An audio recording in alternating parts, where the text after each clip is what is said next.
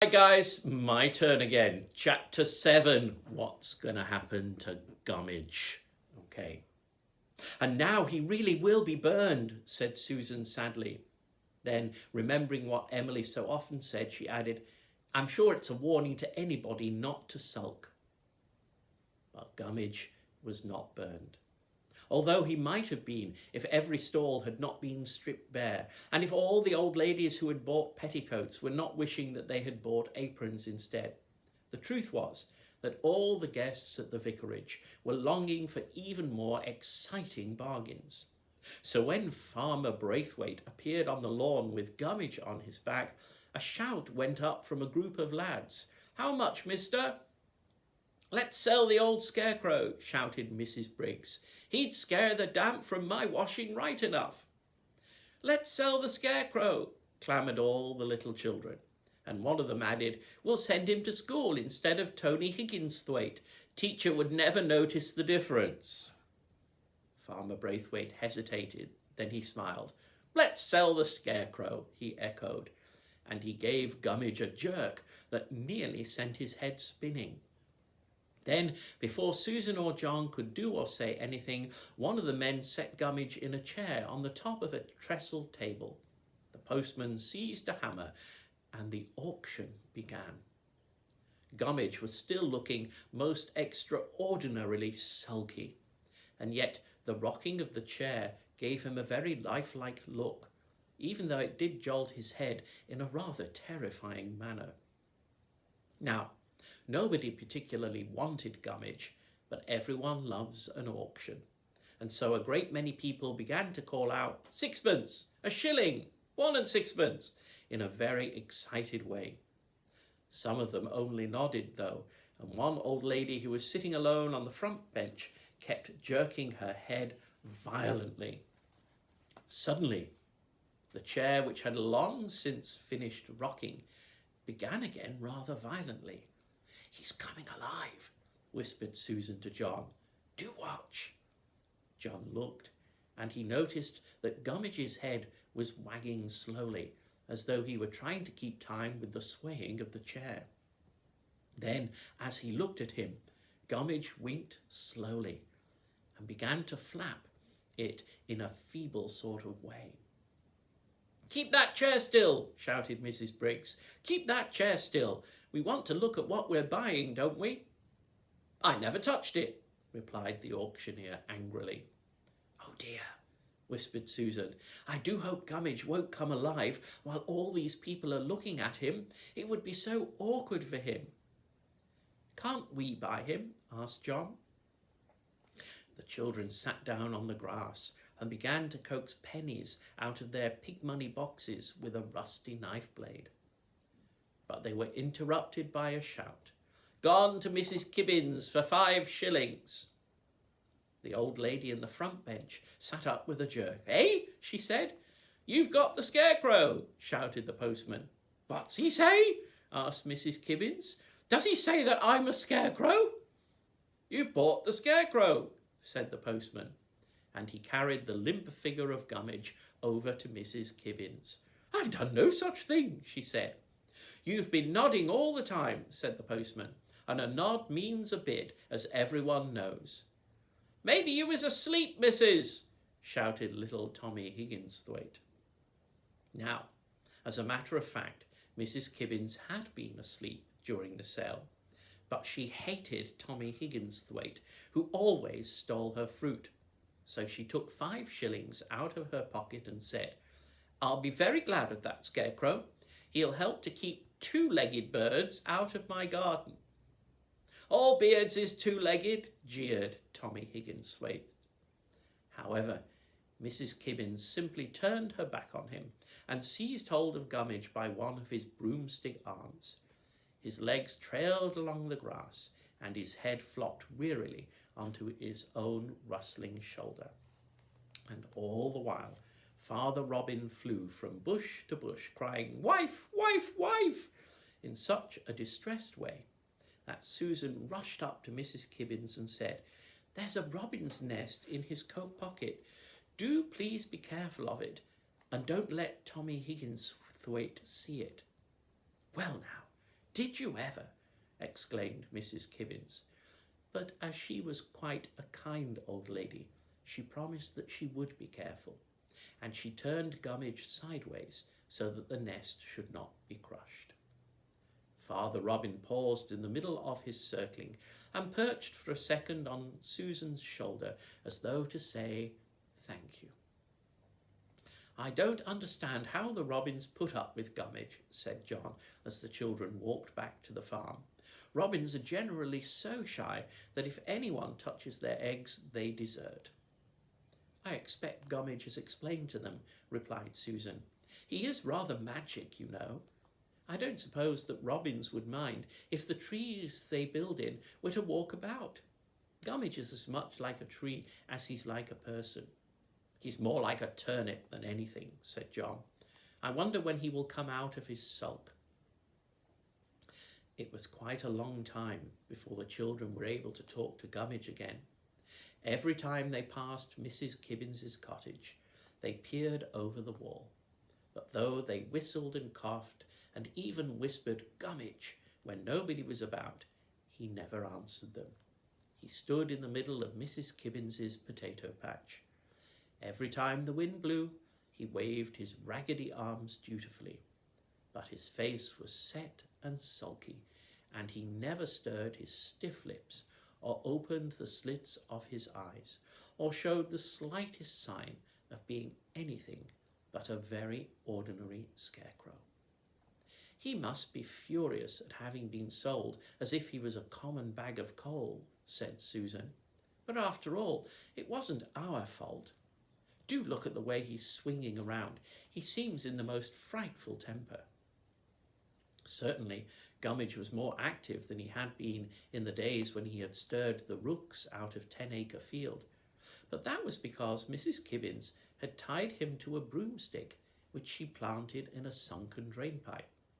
His straw boots were several inches above ground, and whenever the wind blew, he twisted round on his stick, so that sometimes he faced the village street and sometimes he turned away from it.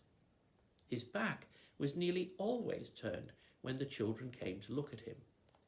They wondered if he swung round on purpose or if he was ordered entirely by the wind. They longed to go into the garden and shake him out of his sulks, but it is difficult to go into gardens unless you know the owners of them rather well. One day, when Susan had been taken into Penfold by Mrs. Braithwaite, John wandered down the village street, and when he had reached Mrs. Kibbins's house, he met the old lady coming out of her garden gate. "I suppose," said John, who had suddenly had an idea, "I suppose you haven't any weeds in your garden?" "There's always weeds in gardens," retorted Mrs. Kibbins. "There's always weeds and children, and I don't know which is worst. They're both rampageous." "Oh," said John. And then, as there didn't seem to be any other reply, he muttered, "Oh," again, and shuffled his feet. "I suppose," he said, "I suppose you wouldn't like me to do any weeding for you." Mrs. Kibbins looked at him suspiciously, but then you must remember that her garden had suffered terribly from Tommy Higginsthwaite, who lived next door. To her, one boy was as bad as another. "Do you know weeds from flowers?" she asked. "Well, I know groundsel, and I know chickweed, and I know dandelions, when Susan isn't about. She thinks they are specially nice flowers," he answered. "I'd like to weed your garden." "It doesn't seem natural," murmured Mrs. Kibbins. "No, it doesn't seem natural for a boy to want to weed." "I don't generally," explained John, "but today I thought it might be rather fun to weed your garden." "Well, there's no harm in it that I can see," said Mrs. Kibbins. "Tommy Higginsthwaite's trampled on the beds already, and there's no fruit at this time of year. You can do a bit of weeding if you like, while I go to Penfold." John dawdled along the garden path for as long as Mrs. Kibbins was in sight, but as soon as her bonnet feathers had whisked around the corner, he crossed the little grass plot with its border of oyster shells and tiptoed across the potato patch where Gummidge swung desolately in the wind. "Good morning," he said. There was no reply, but perhaps this was not to be wondered at, since the Scarecrow had his back to John and his stick was creaking noisily in its drainpipe. John walked round till he faced Gummidge. Then he said, "Good morning," again. This time there was a faint grunt in answer, and Gummidge raised an arm and drew his coat sleeve across his muddy face. "'Tisn't," he said. "It ain't like a good morning, except for worms and such like. It's all dank and mizzling and giddy."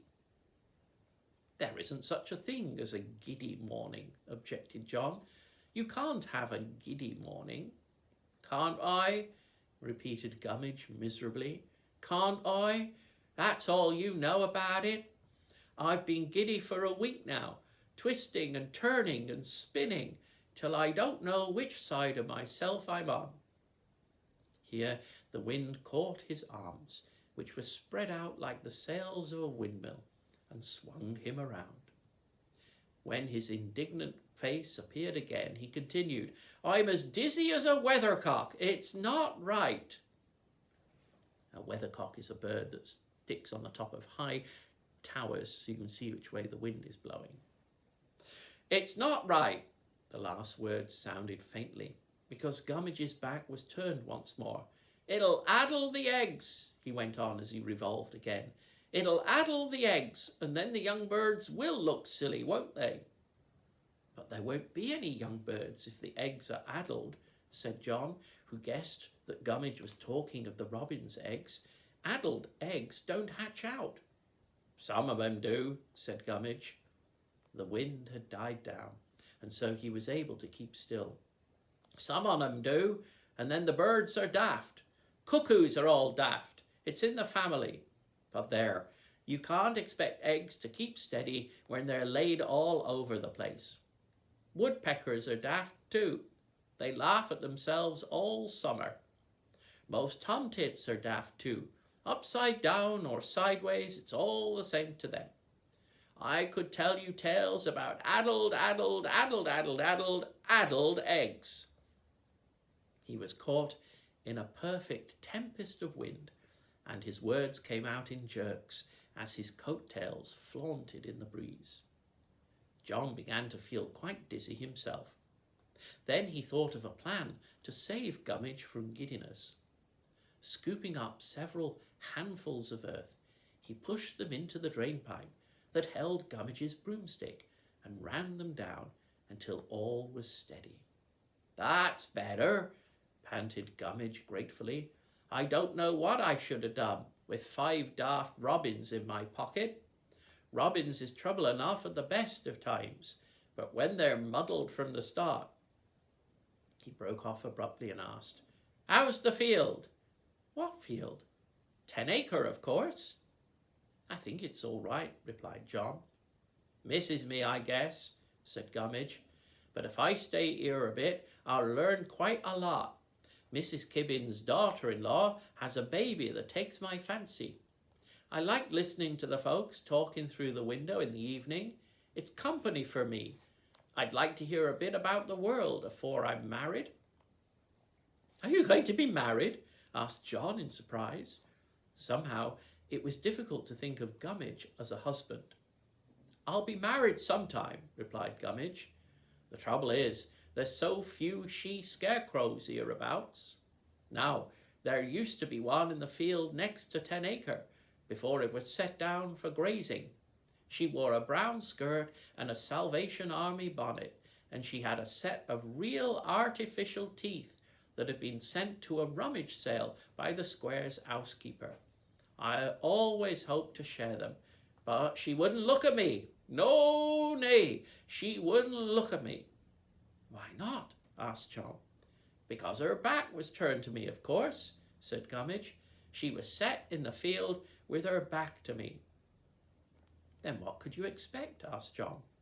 "I didn't. I only wondered what her face was like. I used to cough to her in the evenings, and sometimes she'd champ her teeth at me. I heard them gnashing plain as anything when the wind was in the right mood. Gummidge sighed gustily and wiped his face with his coat sleeve. It was beautiful to hear her teeth, he continued. Oh, aye, it were beautiful while it lasted. You'd never guess how lonesome I were when they took her away on a cart. Where did they take her to? Asked John. How should I know?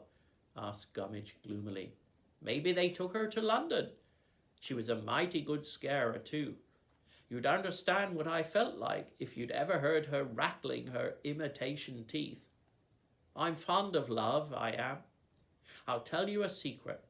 Someday I'm going to look for that she-scarecrow. Someday when I know who I belongs to. But don't you know? How should I? Bits of me belong to different folks to begin with. Then I was sold to Mrs. Kibbins. Who do I belong to? That's what I want to know. You belong to yourself, of course.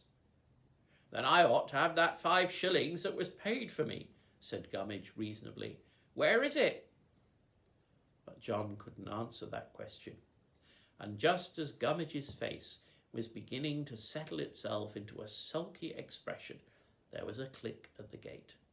John, remembering that he was supposed to be weeding, began to grub up a particularly tough dandelion. However, the creaking of pram wheels told him that the gate had been opened by young Mrs. Kibbins, who had been taking her baby for an airing. She went into the house without taking any notice of John. Presently Gummidge wheezed. Have you got a knife?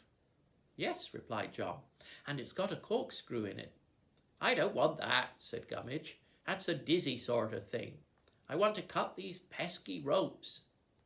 He fidgeted with the strands of tarred string that bound him to the post. I'll cut them, said John. I'll cut them myself when the time comes. Maybe I'll want to go for a walk, but it wouldn't do for Mrs. Kibbins to see me loose. I'd better cut the string round your feet, said John. You can't reach it while your middle is tied to the broomstick, and if you do it afterwards, you'll fall on your face. 'Twouldn't do it no harm, muttered Gummidge, but at last he allowed John to cut the string around his ankles. Then he pocketed the knife, and raising his legs in the air until he looked as though he was sitting in an invisible chair, he closed his eyes. Once again the garden gate creaked, and John jumped up from the ground. He looked at Gummidge's legs. Surely Mrs. Kibbins would notice something queer about them if she happened to peep out of her window. He rushed to the scarecrow and tried to pull his legs downwards. They were terribly stiff and felt quite jointless. He pulled again. This time they creaked horribly, but luckily the closing of the garden gate covered the sound. John tugged and tugged until he was nearly breathless. All the time he heard the sound of Mrs. Kibbins's boots click-clacketing up the flagged path.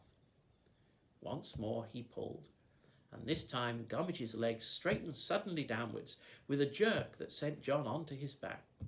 He had only just time to pull up a piece of groundsel before Mrs. Kibbins walked across the potato patch. Have you pulled up many weeds? She asked pleasantly. I've pulled up this one, said John. He hoped that Mrs. Kibbins wouldn't notice how hot and breathless and untidy he was. Mrs. Kibbins looked at the groundsel. Is that all? She asked. Well, it's a very nice one, isn't it? Stammered John. It's got a nice big root. It's better than nothing. Emily says that every little helps. He felt that he must keep on talking in case Mrs. Kibbins should notice that Gummidge's feet were untied. Mrs. Kibbins looked scornfully at the weed. It's little enough, she said sourly. John was glad to say goodbye and go home. Chapter 8 to follow. See you soon, guys.